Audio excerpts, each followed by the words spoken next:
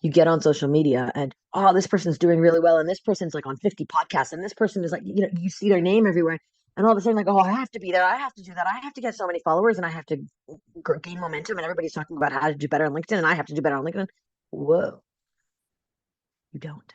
Putting those brakes on for a minute and slowing down life. Do you know what I did for the first hour of the day today after I had my breakfast? I mean, not the first hour of my day, but the first hour of my business day. It's like six. It's what, 11. I took an hour and I worked on the puzzle that we're doing with my family. Like just me.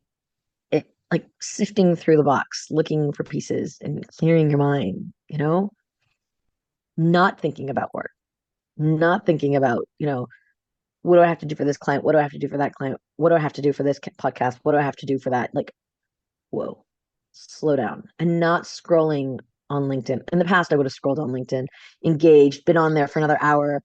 I needed to slow down. And I think we all do. I think that extra pressure, oh, I have to go to, let's to do this. If I have to comes out, and then that leads to the realization that it's a chore, that it's, you're not doing it with pleasure, there's no intention, all that. That's also a nice thing to realize, when you watch the words that come out of your mouth. And I feel like society has ingrained this I have to, I should, I need to, all that stuff. But once you realize that those words, are harmful, quote unquote, they don't help you, but you still do it, it means that it's a chore, and maybe you need to revisit that, revisit the outlook on that, like the example I gave you earlier, right? If it's a chore, then accept it for what it is, because that's going to allow you to do X, and that changes the whole outlook of everything. I used to work with people that had been there for 15, 16, 18, 20 years, right? And not happy, right? And that would drain me, that energy day in, day out of complaining and all that. And, I don't know what it's like to be in their situation for sure, right? But there's this idea of, I'm not happy, this is what I want to do, I'm going to change, this is my plan, this is my, something, like, just to realize that when you're doing it, you have a goal, right? That's not a 5-year plan, because, just going to rant about 5-year plans for a second, unless you break it down to something that's like, what do I do next week and next month and all that. It's just, we don't connect. Like, there's that study on how, why we don't save money. It's because we don't connect with our future self as much to care enough for that person to say, right? So unless you break it down to something that's gonna, it means, I'm gonna reach this next week, this next month, etc., it's not going to change your outlook. It's always going to be this far away thing that I would like to change a job. But what does that mean in terms of actions you take today, tomorrow? In 2005, I was working in a high-tech company. It was like an hour and something drive without traffic, and there was always traffic. And I stopped my master's degree in the middle because it was just too much to go for. And I was bored of the master's degree. I mean, let's just face it, it was just a waste of time and money, but that's a different discussion. So the thing was, eventually I realized that I was like almost a little under 2 years in. I was like bored. It was exhausting to drive. I was not happy.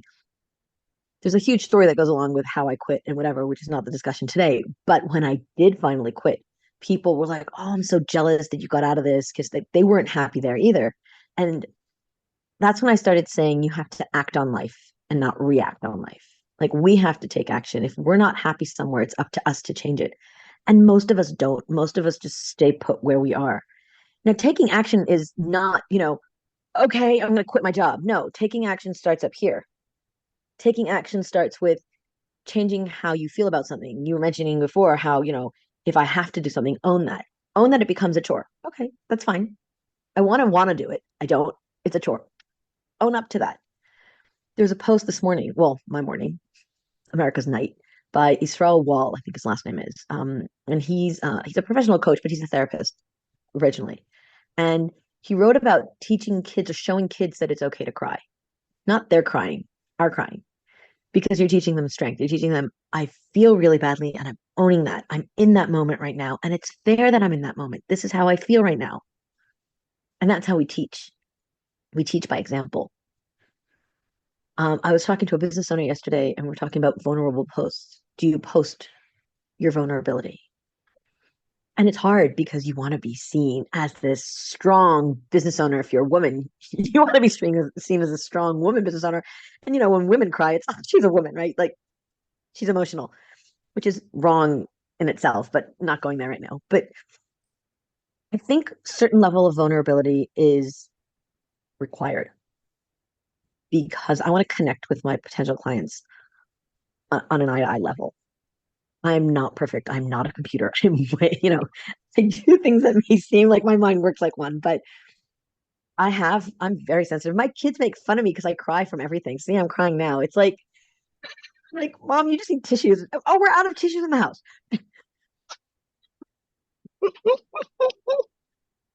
See, see, you would get along great with my kids. I have no tissues. We're out of tissues. I have a towel, a small I have towel. a towel. I have a towel. I don't want a towel. It's not my towel. It's a towel.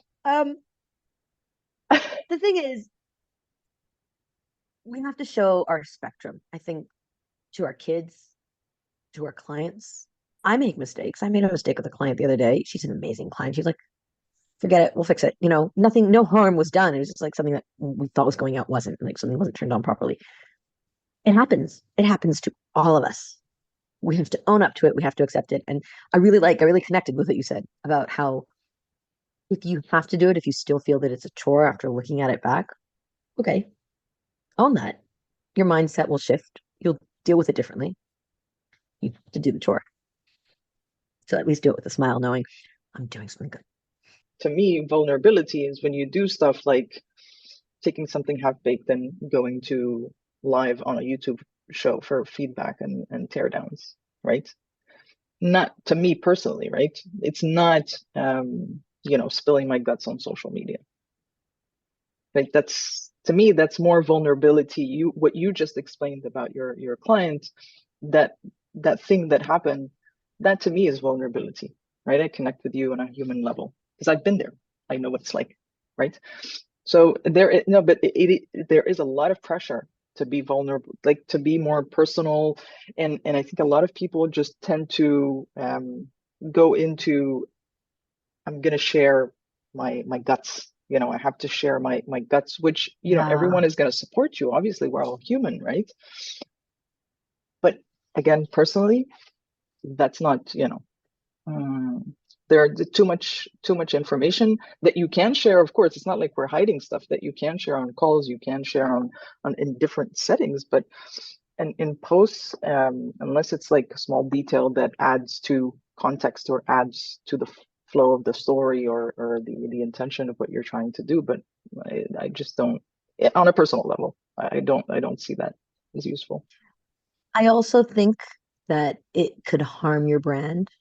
And I'm not saying don't talk about mental health issues. I'm not talking about don't talk about I talk about what I feel, on certain issues that are part of my brand. But if you look like the whiny kid in the class, sorry, I have no other better phrasing for that. Are you limiting the number or the type of clients that are going to come to you?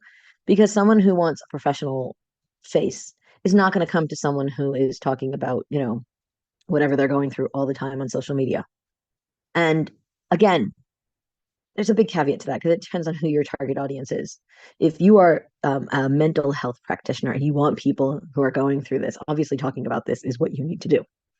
If your target audience are people that have low self esteem and you share about your low self esteem, even though you're a professional business owner, you are singing to the choir that is your target audience.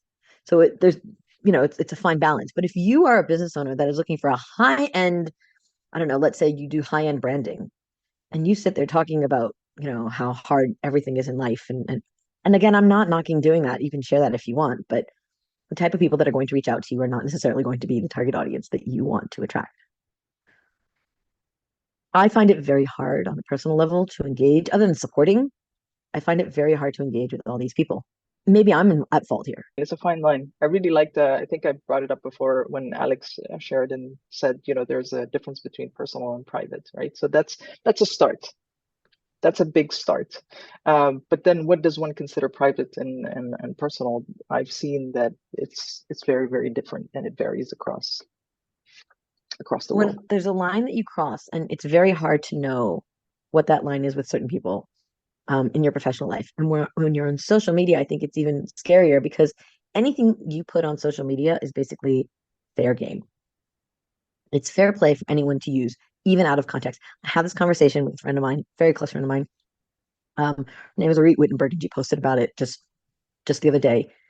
If you send someone a WhatsApp message or comment on a post, not a testimonial. This is like I'm just commenting on your post, and then you screen capture it and use it as a post for you as social proof or whatever, out of context, out of everything.